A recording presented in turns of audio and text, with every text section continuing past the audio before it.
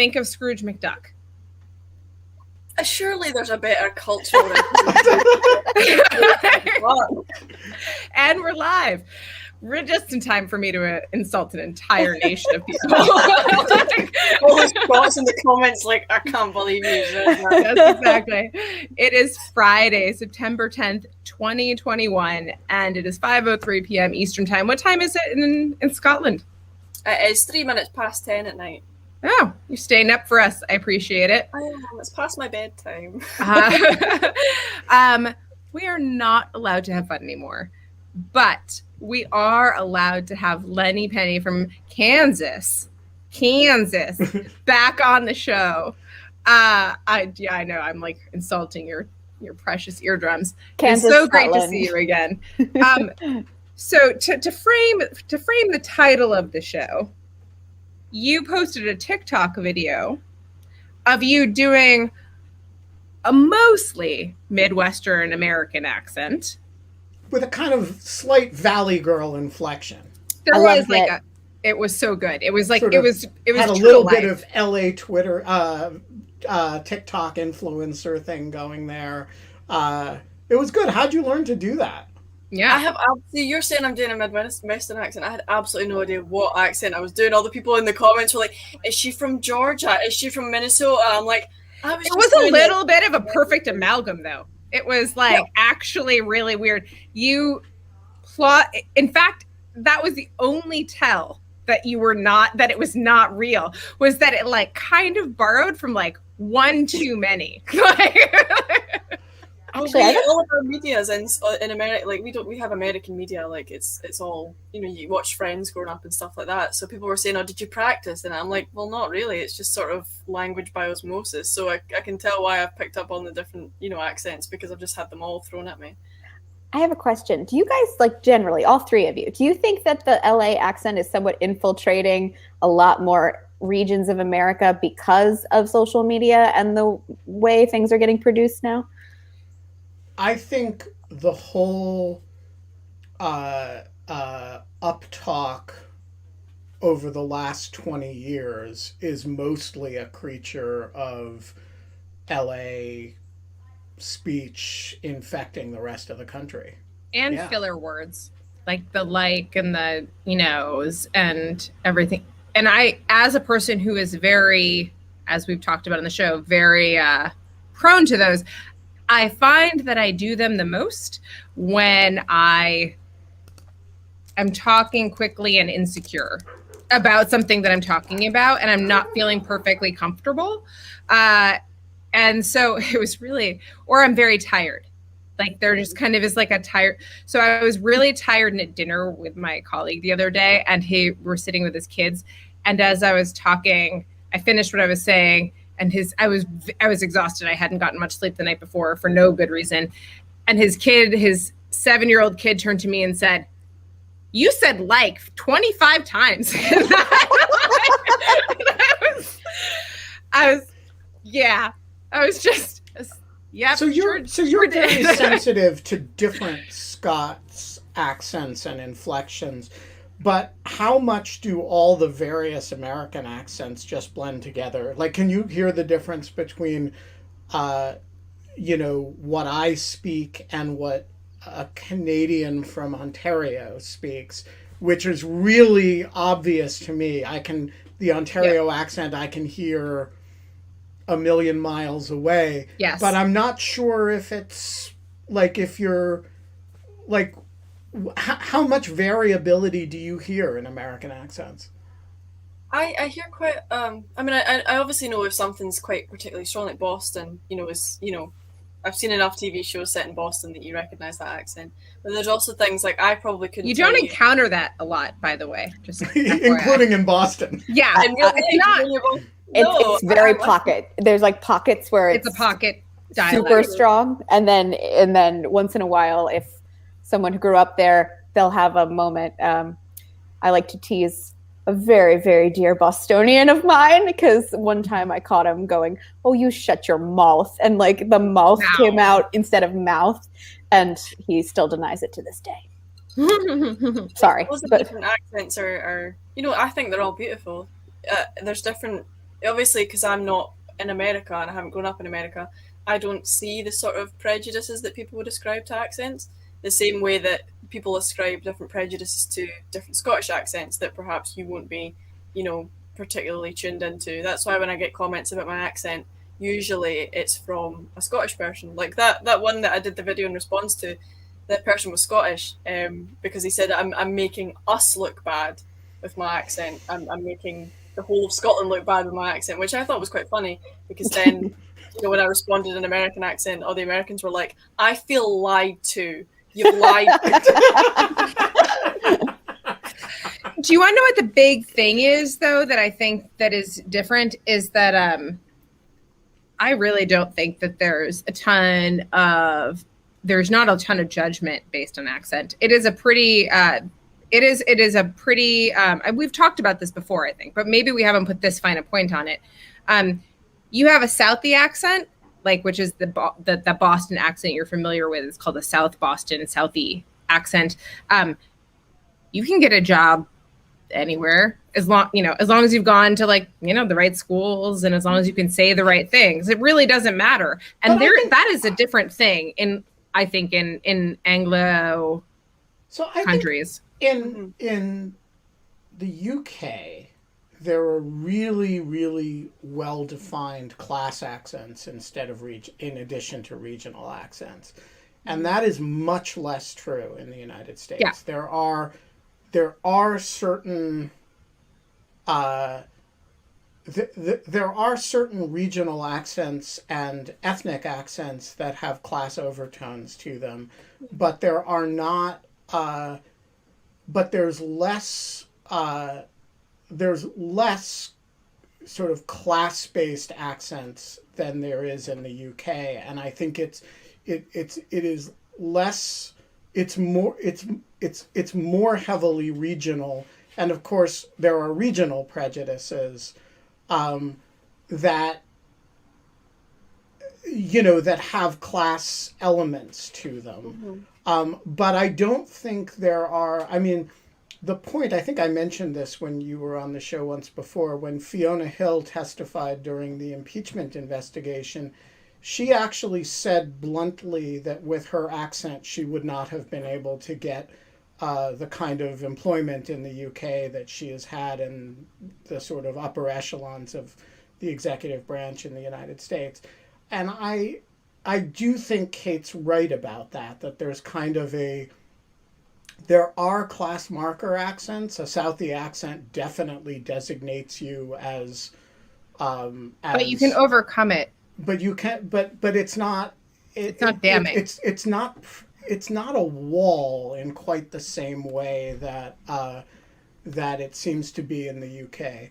And certainly there isn't. Nobody would engage in Twitter abuse, debating somebody's accent by No.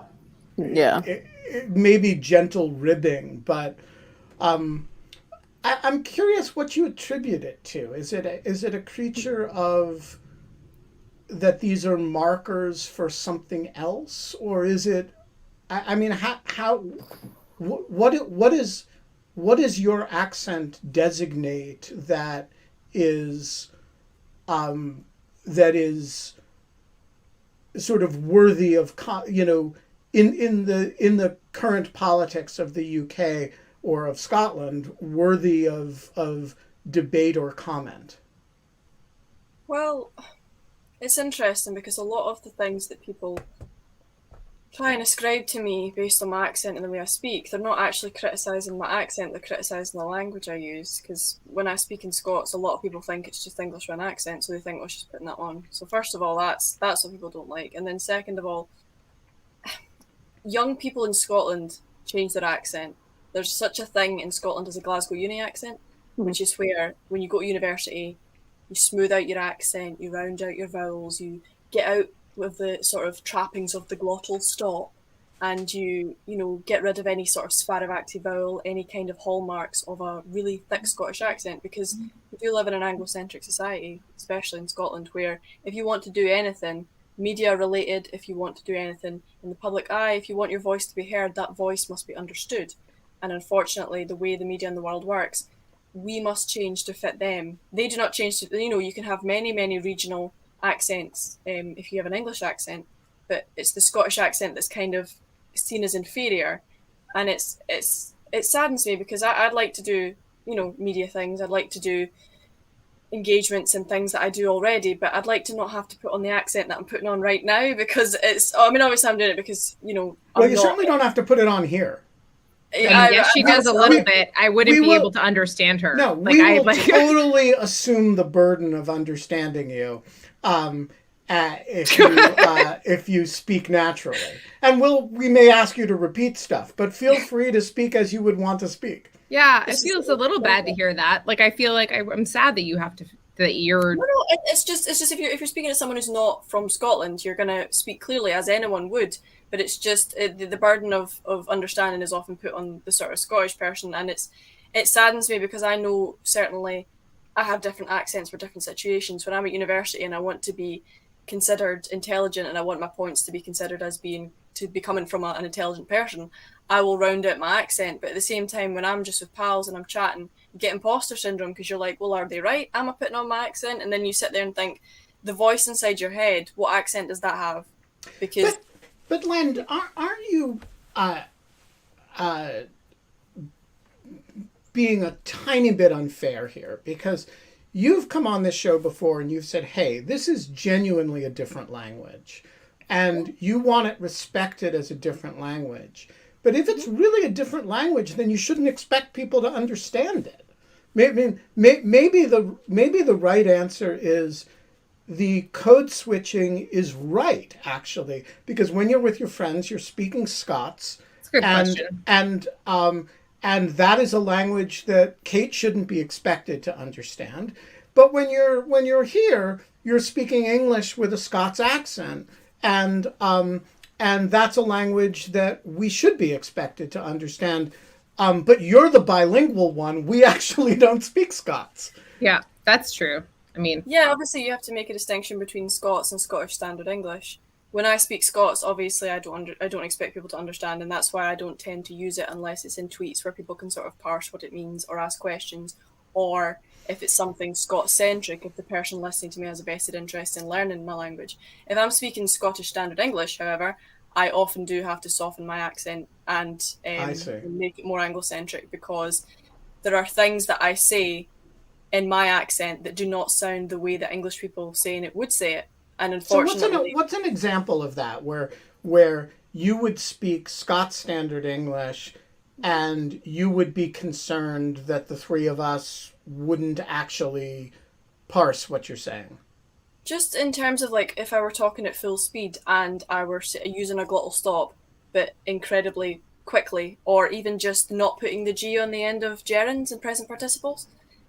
Someone recently came under fire. Now, they were English, and they came under fire because a lot of English accents don't use the G at the end of the present participle. It's instead of a sound, it's a right. I'm having, I'm running, I'm jumping, I'm skiing. But nobody doesn't understand that. It's not that they don't understand it. Understand it in the word.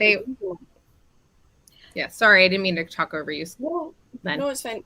It's just that the prejudices that people ascribe to that is uneducated, lazy, can't speak English properly, why did this job? They were saying all these things to this woman, and she genuinely took it in her stride and used it more the next time she came on the air, which I respected. But at the same time, it is exhausting because this is often put on women. I think Nicola Sturgeon, the First Minister of Scotland, came under fire for she was getting passionate about something she was speaking, and obviously she has refined her accent to the point of near, received pronunciation. I've heard Nicola Sturgeon speak many times. One thing that woman does not have is trouble being understood. I mean, if you're having trouble understanding Nicola Sturgeon, it's because you want to. Of course. Because she was putting glottal stops in because she was getting angry, and of course you lapse into the accent that you're most comfortable with. Mm-hmm. And when she was doing that, people were saying, how is this woman the First Minister of Scotland when she can't even speak properly? And see that, speak properly. That just, there's nothing I hate more than that, because there is no proper, there is only what you think to be proper. So can I So one of the things that, and we have to have John McWhorter back on, but one of the things that, I'm sure this is not an original thought, but one of the things I've been thinking about is the reason that like the United States does not rely on accents for class signifiers is because we have the proxy of race in the United States to kind of fill that role, and it's visual, right? And so it's like, and so that is like actually like, and that is instead kind of like what the proxy for various things.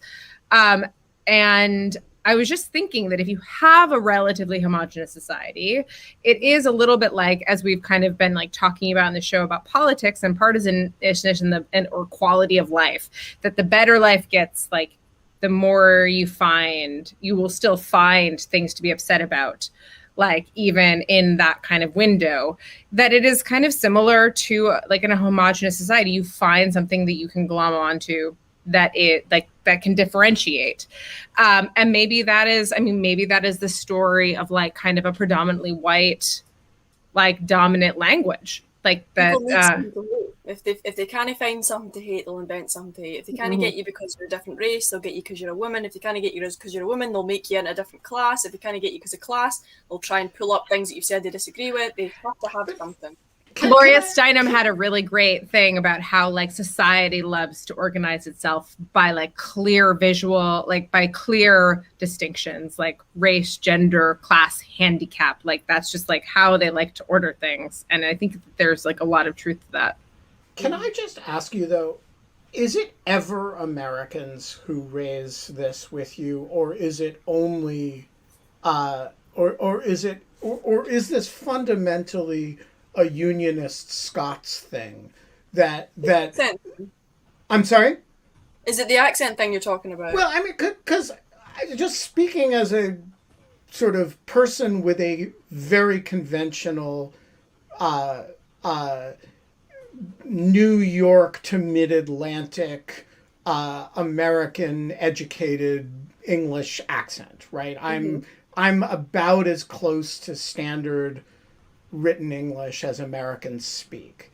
Yeah. And I listen to you and I say she sounds like a very well educated, thoughtful woman with a Scottish accent. And I don't think that a lot of Americans would hear you and have a class judgment associated with it or a proper English judgment associated with it. It seems like this is within the context of two islands discussion. And I'm wondering if there's ever a time when Americans say, can't you speak proper English? Or if that's just, British and Scottish people who are raising this. It's quite the opposite with Americans. It bothers me more because Americans fetishize the accent.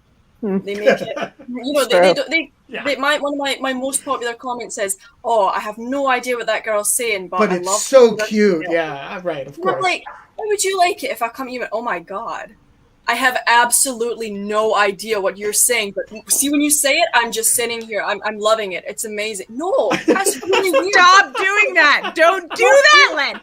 Because I think to myself, would you say that to a Scot? And they do. And I go on these Scottish men and I think to myself, with Americans, I don't think they think we're real sometimes. I think they think that we exist in Outlander because the amount of comments honestly, that's totally fair. That's totally fair. It infuriates me because I get so many comments saying, "Oh my god, I love the Irish accent. I'm a quarter Irish." No, okay, first of all, I'm no, so I don't care. And second of all, see, a quarter Irish. See that doesn't. But I mean, some of what you're describing is just, and sorry, Genevieve, you like feel free to like pitch or whatever, but like some of what you're describing, Len, I think is like everyone does that with differences, like that when they're very sharp. Like you could take someone, and I will say this, I will say that you could hear people say proper English for people that are speaking, and we've talked about this again, but like people that are speaking like Ebonics or like Black American English, like this is a proper English kind of like way of thinking about things. But I would actually say that like that is a delicate thing to say and wouldn't be the type of thing that you could say very easily because it would be so quickly kind of in most like kind of liberal circles seen as like a I would- proxy for racism. Outside the never Twitter deign to sphere, tell- though. Yeah. I would never deign to tell someone that I didn't care what they were saying because of the way they were saying it. But also, it's interesting that you bring up AAVE because a lot of the people who are big, a lot of the American people who are big champions of Scots, I'm so glad I'm getting in touch with my heritage. Oh my God, this is the language, this is my native language. Are dismissive of AVE. Really? They'll turn it around and they'll be like, oh, I appreciate this dialect, language, non-standardized aspects of English, whatever you want to refer to Scots as. I really don't care at this point. But then they will use it as a stick to beat AAVE with. And I come out with a video and I was like, hold on, you will not do this. You will not, because you cannot, venerate and hold up Scots as some sort of bastion of ethnic purity when, there are Scots speakers in Scotland today who are non-white, and we celebrate them equally. Scots is a learnable, teachable language and has nothing to do with ethnicity or race. Well, but Len, I mean the racial politics of Scottish ethnicity and ancestry in the United States is pretty interesting and complicated because, in this country, for many of the kind of worst elements of the racist right, Scots ancestry is kind of the essence of whiteness, and it's a Wait, I thought Scandinavians were the essence Scandinavian of whiteness. too, but they'll claim in. but when what's his name, the former senator from Virginia, sorry, his name's escaping me. He wrote a book about what he called cracker culture, and cracker culture was, in his idiom, this kind of Scots-Irish, kind of rural Virginian white people, right?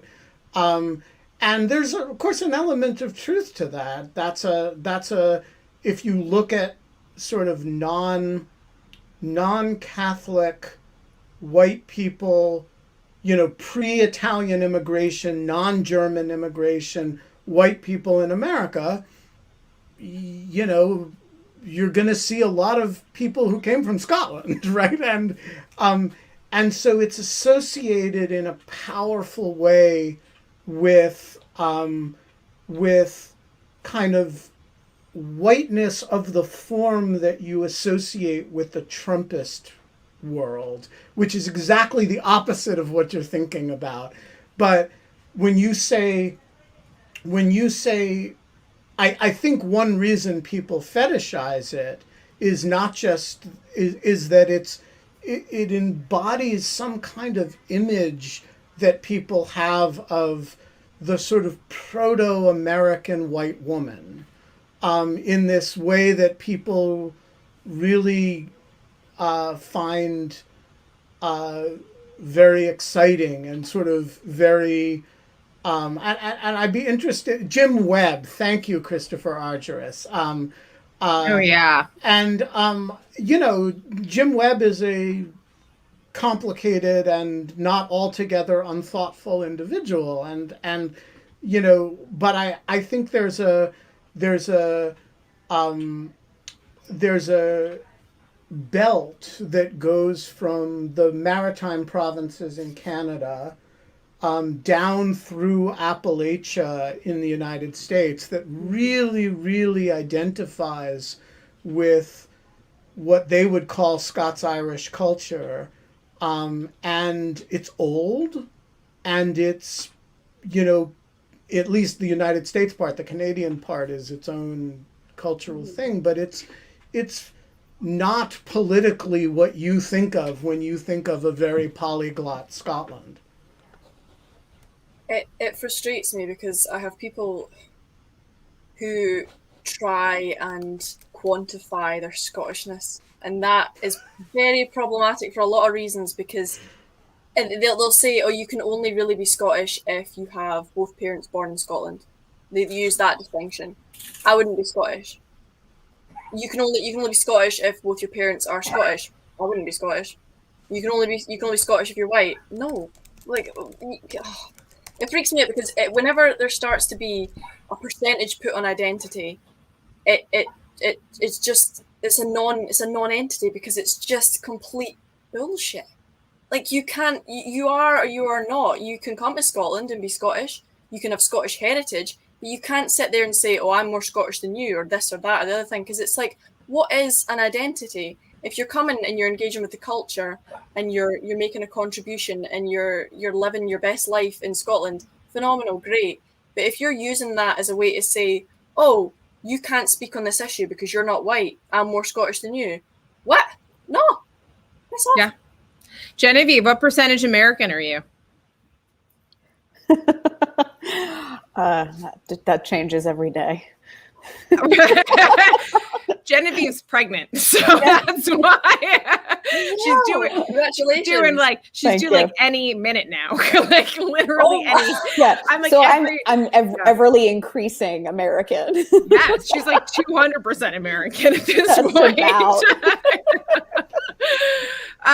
But this is a great point because this is something that's very funny. When as an American, you grow up, we have this thing, at least I did when I was in public school, which is your private school, whatever the hell. It's the one that's free that you go to from the state. And when I was in 5th grade, we had an immigration day, and we celebrated Ellis Island and like the coming over of immigrants to America and like all of the things. And we basically had a go and talk with your family and come up with your family tree and like see how many generations back of immigrants you go and what percentage you are of how many different things. And like the person who like won the day, like won the thing was like the person who had like the most variety of inputs. And so I was like French Canadian and French and German and English and Czechoslovakian and like Ukraine. And I was like I think I was like came in 4th. Like there was like it was just such an amalgam of like different kind of cultures. And like I was, I'm like, I'm not even, and my family came over late. They weren't even in that like initial kind of Ellis Island street. So anyways, I think that's just like, I don't know.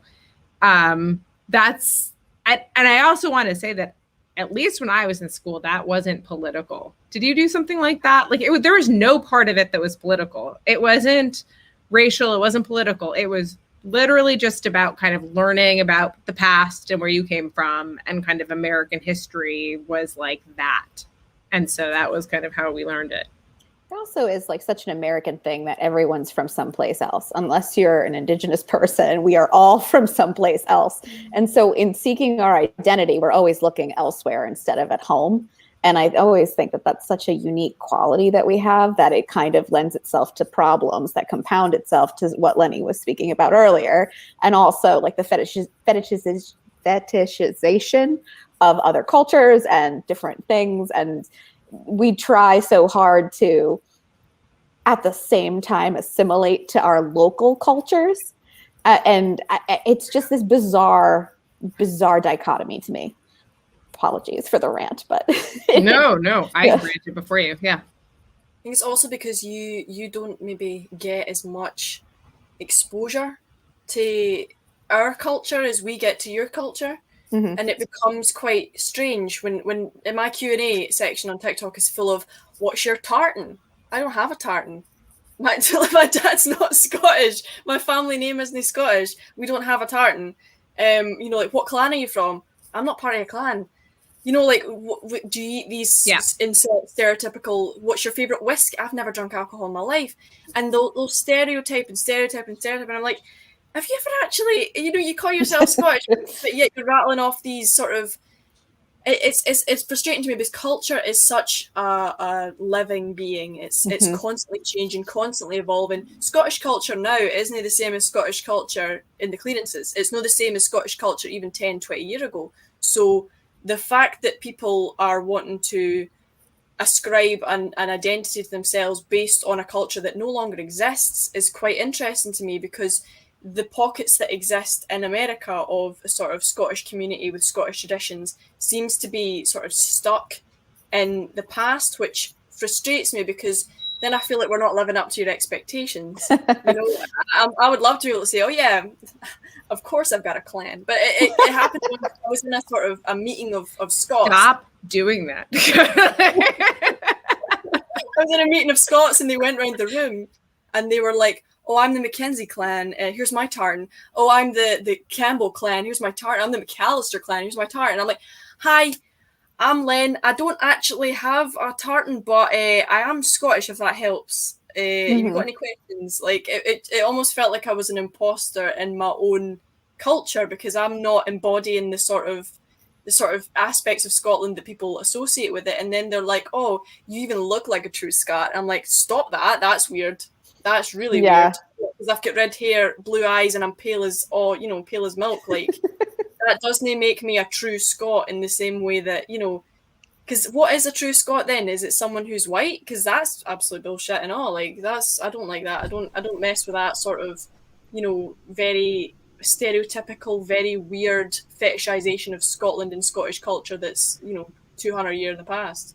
Well, I just want to say I am not Scottish. I do have a clan. I have a tribe. I am of the 12 tribes of Israel. 10 of them are lost. Fuck that. Yeah. Mine is not lost. I am of the tribe of Levi. There's no tartan associated with it, but it is preserved. And no one ever asks me, what is your tribe or clan? Nobody, I've literally never been asked. So I want to know what you attribute this to. Okay, so yeah, there's something. But this is straight up Daughters of the American Revolution shit, Ben. Like, we do this too. But no. So you think the U.S. fascination with what your tartan is and what clan you're like is just a creature of like U.S. sort of fetishism of like home country stuff? Yeah. Or is there something else going on there? Because I don't like. All right, Genevieve, I'm going to make all this shit up because your family's presumably Sicilian, right? No. No? No. Okay. I love that. Don't presume shit. No, I don't. Look, Italian Americans are mostly from Sicily. Is that true? I literally didn't know that. I have no idea. So we can presume for this argument's sake. Yes. No. Let's not presume. Let's correct. So where's your family from? My dad's family is from a very, very small little mountain town, like 2 hours inland from Naples in the mountains. And okay, so middle southern. Middle boot. Okay. How often do you get asked by random people for identifying, middle boot Italy stuff let alone from 200 years ago? Not that often. No one ever asks me about my last name, or occasionally they do. Like, I get asked a lot if I have relatives in the mafia. That I get asked a lot. Well, so there's the Sicilian. Everyone, that happens. How did you leave that out? I don't know. Because at this point, I just look at them and I go, "Yeah, no, that's definitely not the side of my family that had some rule breakers." Okay, so I guess my question, we have lots of sort of old country fetishism in the United States, but no one's walking up to GDF and saying, dude, I need your advice about what olive oil to buy. Yeah. And, and I do think there's something, now some of it's that you're actively engaged in a public forum in Scots culture stuff. So maybe if Genevieve were doing that, people would be asking her for olive oil recommendations. I certainly would.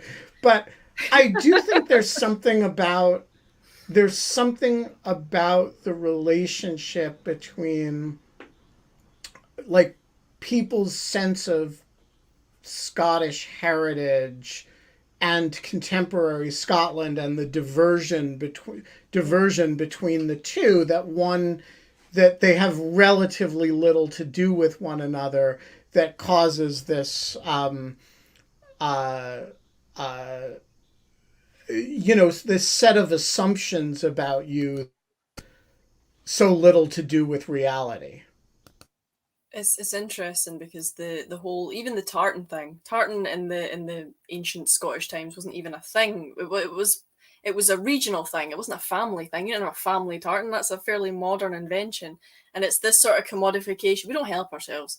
It's the commodification. It's what we can sell to the tourists.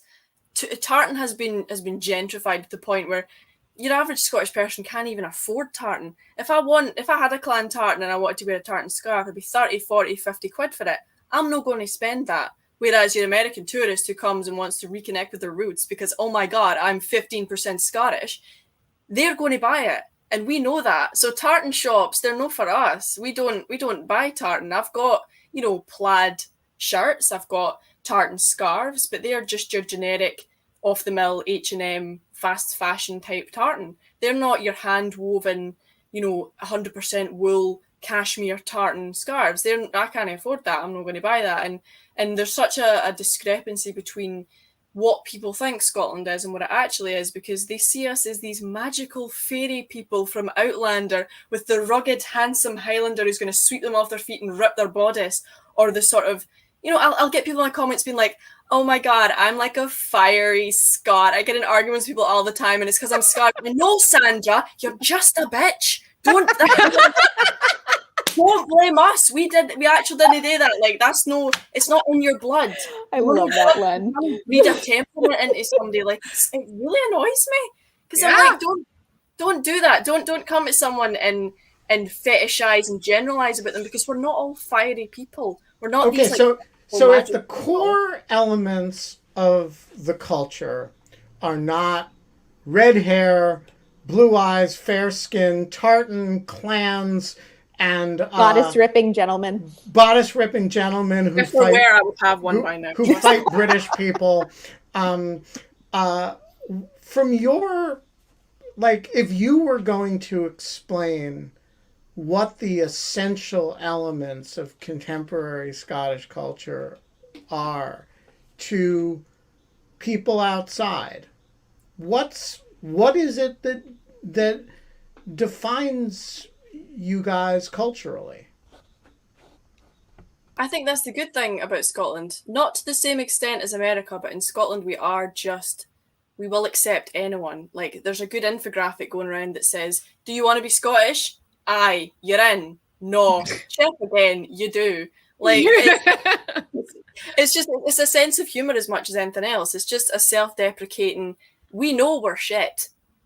And we will share in that, and we will. I mean, I'm not saying we're shit. I'm saying that we will self-deprecate. But look at Scottish comedians that become popular, like Frankie Boyle, Kevin Bridges, Daniel Sloss, all these amazing comedians who the majority of their routine will not be about other people. It'll be about Scottish people, because Scottish people love to make fun of themselves, and we're not a nation of people who can be defined by any one characteristic, any one race, any one ethnicity.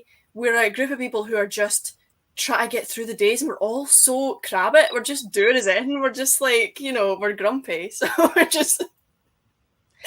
I think that first of all, I just want to say that, like, I think that there is something really true about what I was saying before about, like, the Daughters of the American Revolution kind of aspect of kind of this, which is that there is...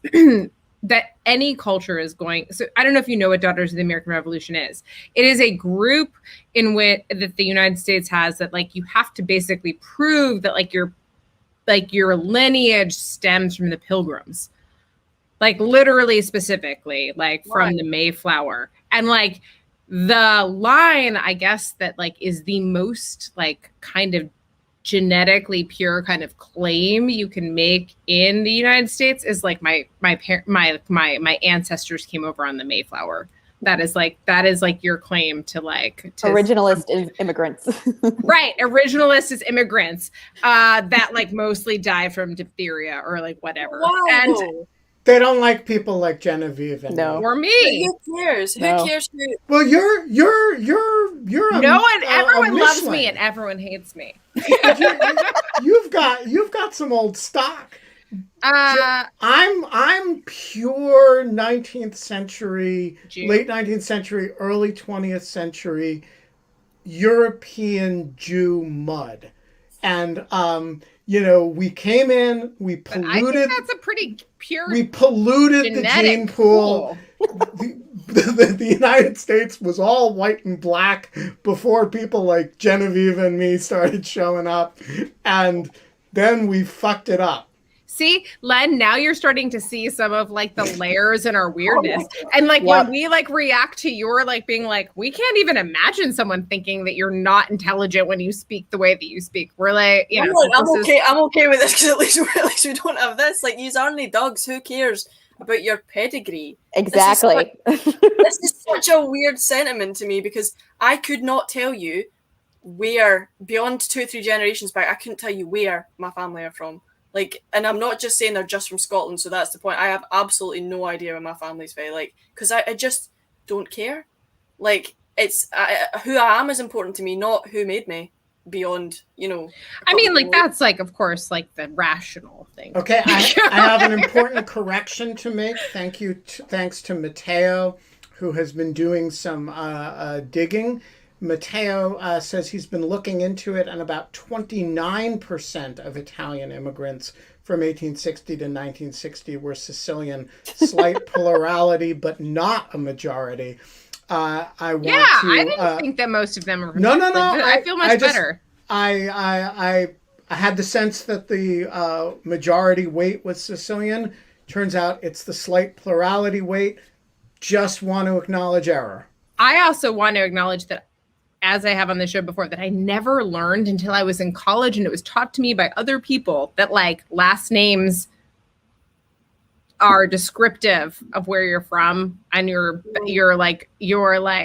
background. Like, I didn't know Mick was like, I still don't know if it's Irish or it's Scottish or if it's English. Like, I don't know. I think I don't know, one of them. Anyways, but like I only learned the Goldman or like what was it? Someone said a heavy metal and then the name of like a person like is Jewish. I was like, really? Like no one ever I'd never learned these things. So, Len, can you tell me what Mick is? Is Mick son of in Gaelic, I think. I'm not entirely sure. Oh, it's definitely. I think MC is Irish and MAC is Scottish, right? Yeah. Sorry. Okay. Yeah, but in U.S. slur terms, a Mick is an Irish person, not. Yeah. No, that's I didn't know about all these sorts of slurs until there was someone on TikTok telling a guy who was Irish that his name was a slur, and he was like, "But my name's Paddy. That's my name."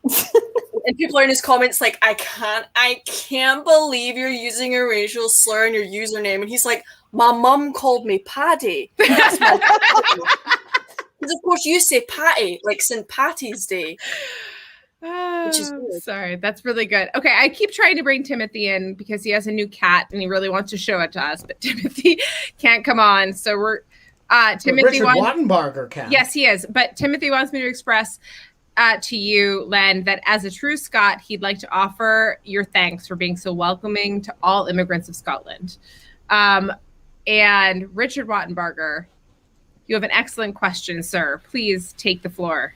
Yeah, a little background. Something that just kind of came to my attention again recently. My wife and I have been watching a lot of British crime series, and so Vera. Vera.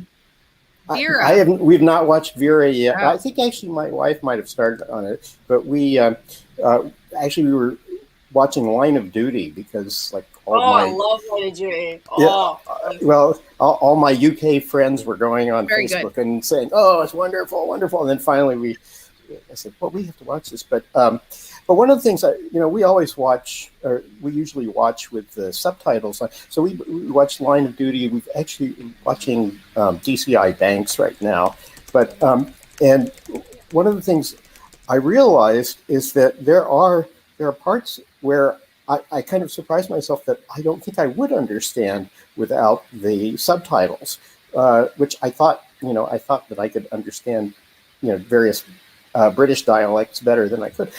So Pretty good indication that we're not talking about a single language, but rather a language continuum.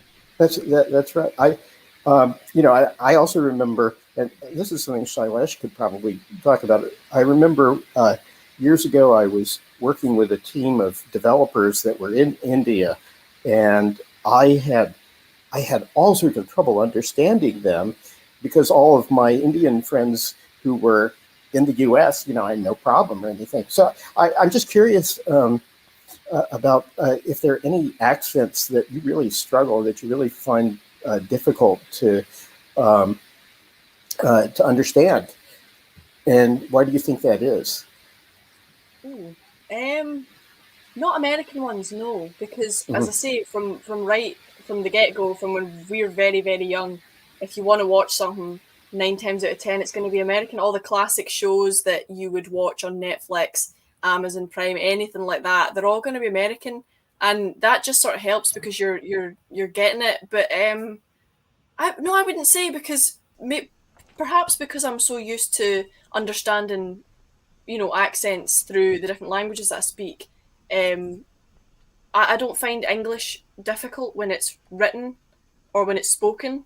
People can sometimes use their own dialect of English, especially, if you're reading a book written by an American, you'll note that there are changes in different turns of phrase and idioms that we don't have, but that's not something that I've ever really struggled with. I think perhaps because you don't have the exposure of our kind of accents, and when you do, when there's a character on television that's supposed to be Scottish, Irish, anything like that, they don't hire a Scottish person. They'll just give Chad a wee dialect coach for 15 minutes and send him on his way.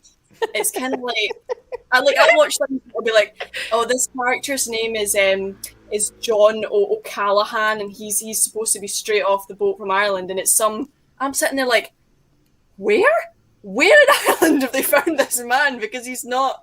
It frustrates me though, because it means that we're not hiring people who have genuine accents, and by definition, you aren't going to understand us when we actually speak the way we do.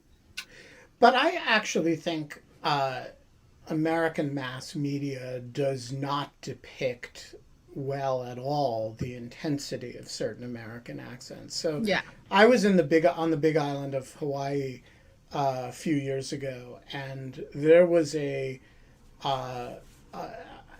kind of a local dialect. It has a fair bit of Japanese in it, just because of the number of Japanese who've lived on the Big Island for a long time, and it's got some native Hawaiian influence. I could not understand it, and I was completely fascinated. And of course, people don't speak it around you because they want to be understood, and so you.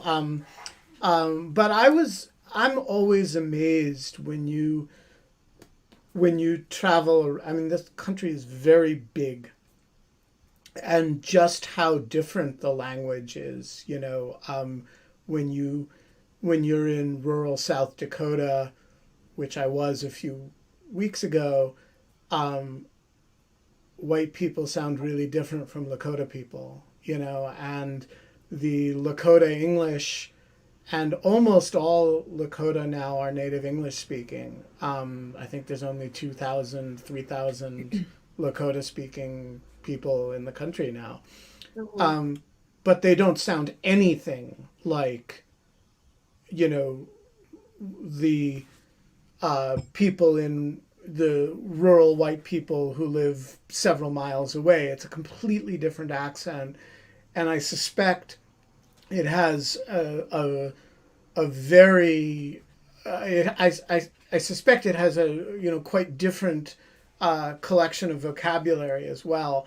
And I just think there's a homogenization of the way people sound in mass media culture, because everybody has to be able to understand everything, and it actually evens out an enormous amount of variability in what moderately standardized English actually sounds like if you drive 50 miles from here, and if you drive 50 miles from there, and if you drive 50 miles from there, and if you talk to people who are different colors from one another. The variability of English in the United States is astonishingly vast. There are some like Scottish accents that I struggle to understand, and some dialects of Scots that I struggle to even read. So I'd say that I understand where you're coming from, but also it's sad when, in my work, I do speak to a lot of Scots speakers, and we'll be sitting chatting in our different various dialects, sort of try to parse what's going on. And then somebody else will come in that doesn't speak Scots, or, we'll be talking online, and then someone will enter the conversation, doesn't speak Scots, and it's just gone. Especially if they're under 30, there just goes, it's the confidence just goes. You think to yourself, it's not worth the hassle, it's not worth the ignorance in the comments. I'm just going to speak English, and I'm just going to iron out my accent. And then, as I say, things that are hallmarks of really nice regional accents get lost, and you just sit there and think, well, okay, we're all for Glasgow now, or okay, we're all just sitting there, speaking the way that they want us to speak, and it's a self-imposed prejudice that's just annoys me. So I try and do the opposite and just ham it up. It's appreciated. I think that it's great. Christopher, the floor is yours. Hi, Len. I don't have any flower of Scotland for you tonight, but we'll keep that from the last show. So I saw the BBC documentary on Sir Walter Scott that you were in, and I was curious about this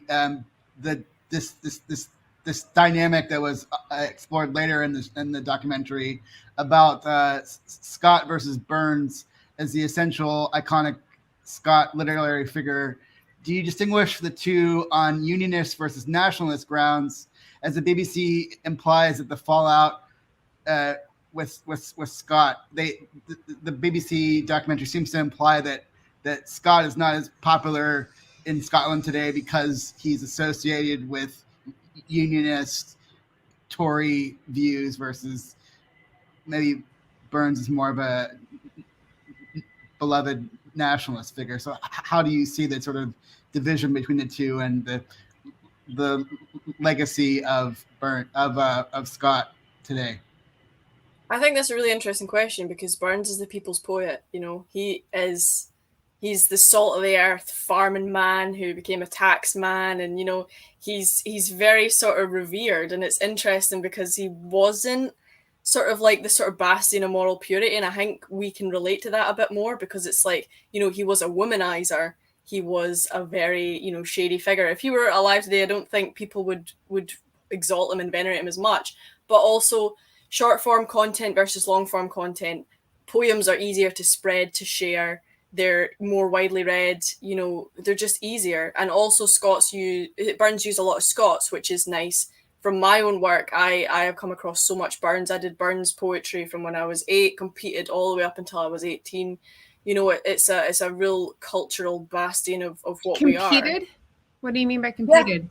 So there's like Burns competitions where you'll learn Burns poetry and stand up, and the best recitation will win a little prize. And it feels great when you win, but it feels so wow. Yeah. What a cool idea. I love that. It's amazing. It's phenomenal. And it is one We don't of the do that here. We don't do that. A national poet that we compete to. Jesus Christ. I mean, like, Robert Frost is like the poet that my dad had me memorize constantly. Do you know Robert Frost? I don't know if you know him. I have not come We across got, we got your there are sort of iconic American poets, but there isn't a national poet in the same way as Scotland has. Well, we've got a Macker in residence, the Scots Poet Laureate. We've just got a new one actually. We have it's poetry and Scottish culture is massive, and that's sort of a wave that I'm trying to ride at the minute. But it's interesting how, as I said before, like this sort of self-deprecating sense of humour. Burns's work is just so funny, whereas Sir Walter Scott's is just not funny. And if something's funny, you're going to read it. If it's not funny, you're not going to read it. So the thing is, I haven't come across much. And I got actually slated a lot. People said that I hadn't read Scott, so I was on a documentary about Sir Walter Scott. I was not asked to come on that documentary in the capacity of someone who's an expert on Scott. I was asked to come act, in the capacity of someone who is an expert on Scots, the language. Yeah. And I think it's interesting that people just wanted a stick to beat me with. And I was like, you know what, if you want to say that, but I was asked on to talk about the impact that Scott had on Scots, which is the fact that in his novels there is evidence of the Scots language, but it's framed very much in the narrative will be in English, it will be eloquent, it will be phenomenal, you will hear all those big loquacious words, but the characters themselves will speak Scots. So it's always been, here, let me translate the peasant folk, let me translate the aristocrats, let me translate for you the people who speak Scots, whereas Burns's work and the flip side of that is that there are these intensely important figures, which it's not that we deny that they're Scottish, the whole Scots Enlightenment, the Benthams and the Adam Smiths, right? And I mean, but we don't think of them as part of Scottish culture. We think of them as in the same way that